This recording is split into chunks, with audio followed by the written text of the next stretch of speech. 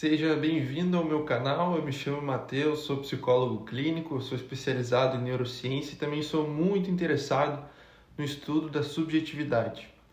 Esse vídeo faz parte de uma série de outros vídeos onde a gente vai explorar o campo da neurociência afetiva. Portanto, considere, por favor, se inscrever, deixar um like, comentar, porque isso ajuda muito na divulgação desse importante conteúdo, que eu considero muito importante porque eu não vejo muitas pessoas falando sobre isso, sobre a ciência, a neurociência das emoções. Mas bom, vamos iniciar.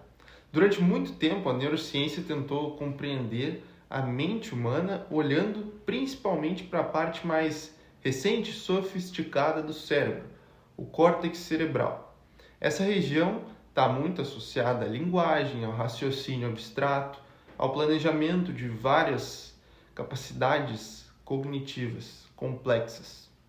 Por isso, durante grande parte do século XX, muitos pesquisadores partiram da premissa de que, se a gente quisesse entender a mente humana, a gente precisaria, portanto, estudar principalmente funcionamento dessas regiões corticais. Por muito tempo, a gente acreditou que nós éramos os únicos animais racionais.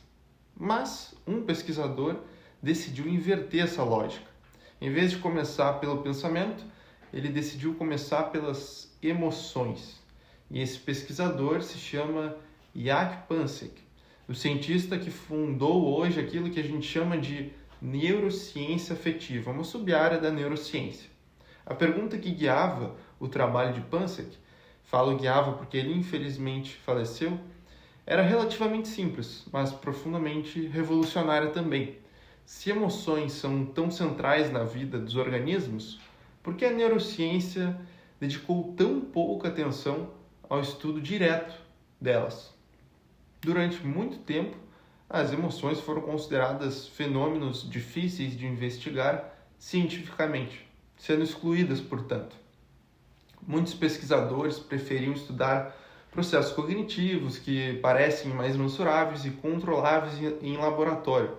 E, além disso, existia uma forte influência do behaviorismo na psicologia do século XX, que evitava falar sobre estados internos e preferia se concentrar apenas em comportamentos observáveis, tangíveis. Panksepp, por outro lado, acreditava que essa estratégia deixava de lado um elemento fundamental do funcionamento da mente, os sistemas emocionais que motivam ou pelo menos influenciam o nosso comportamento. E para investigar isso, ele tomou a decisão metodológica que, na época, parecia pouco convencional.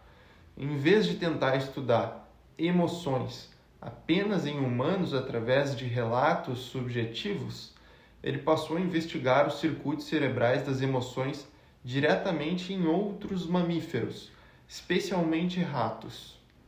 A escolha dos mamíferos não foi aleatória e não poderia ser aleatória, porque do ponto de vista evolutivo, mamíferos compartilham uma organização cerebral relativamente semelhante em suas estruturas mais profundas. Regiões subcorticais abaixo do córtex, responsáveis por processos motivacionais e emocionais, são altamente conservados e compartilhados ao longo da evolução. Isso significa que muitos dos circuitos que organizam emoções em humanos também estão presentes em outros mamíferos. E o que Panksepp começou a fazer foi estudar esses sistemas estimulando eletricamente diferentes regiões do cérebro desses animais enquanto observava os comportamentos deles. E o que ele encontrou, eu diria que foi fascinante. Quando certas regiões cerebrais eram estimuladas, os animais começavam a exibir comportamentos claramente organizados por estados emocionais afetivos, digamos assim. Algumas áreas produziam comportamentos intensos de exploração, de busca, como se o animal estivesse motivado a procurar alguma coisa no ambiente. Outras regiões desencadeavam respostas de medo, de fuga.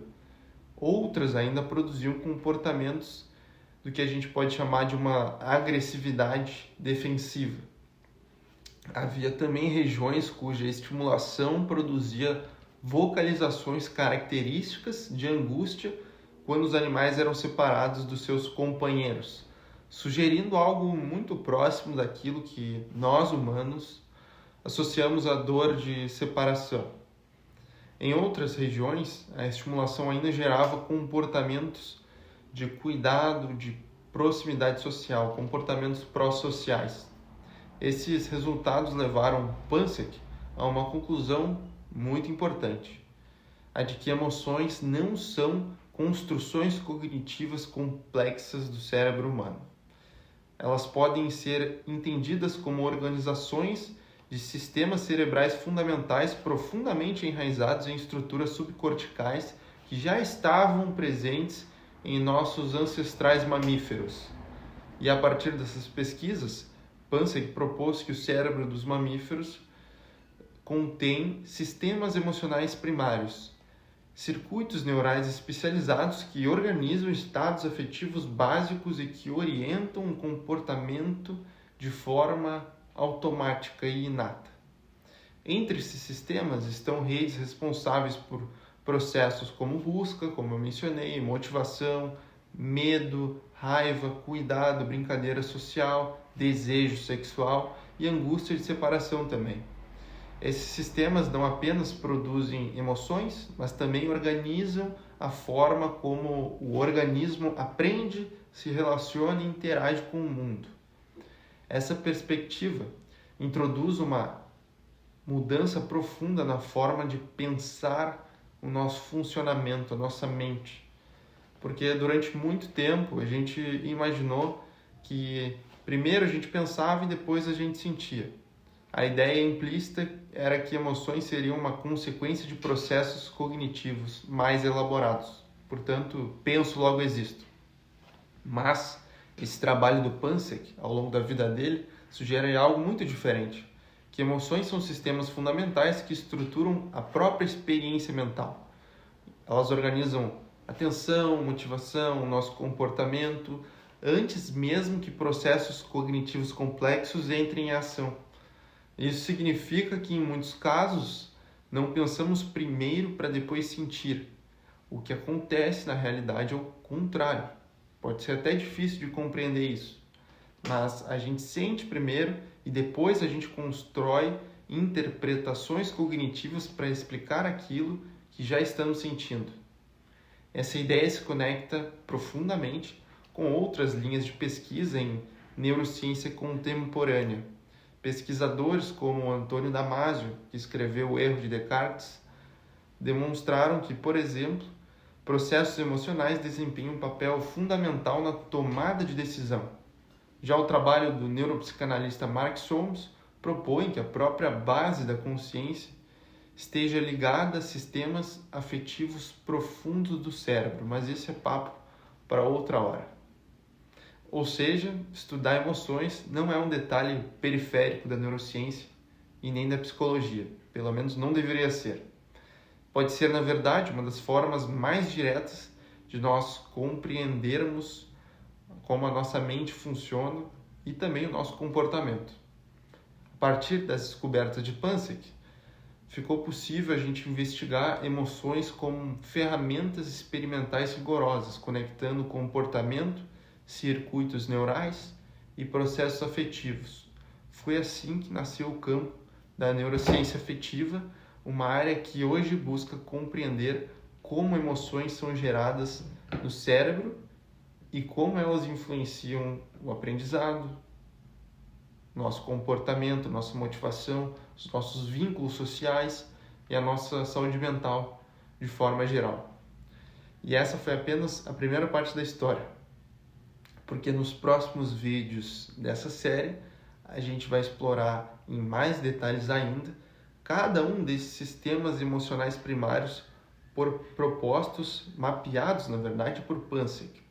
A gente vai entender como cada um deles funciona, quais circuitos cerebrais estão envolvidos e como esses sistemas influenciam as nossas decisões cotidianas e até mesmo as nossas relações afetivas mais profundas. Já vou deixar um spoiler dizendo que são 7 sistemas afetivos básicos primários mapeados por ele. Portanto, reforço o convite a me seguir e me acompanhar nessa série de vídeos para que tu possa se compreender melhor e também levar esse conhecimento adiante, aplicar ele até de forma prática na tua vida.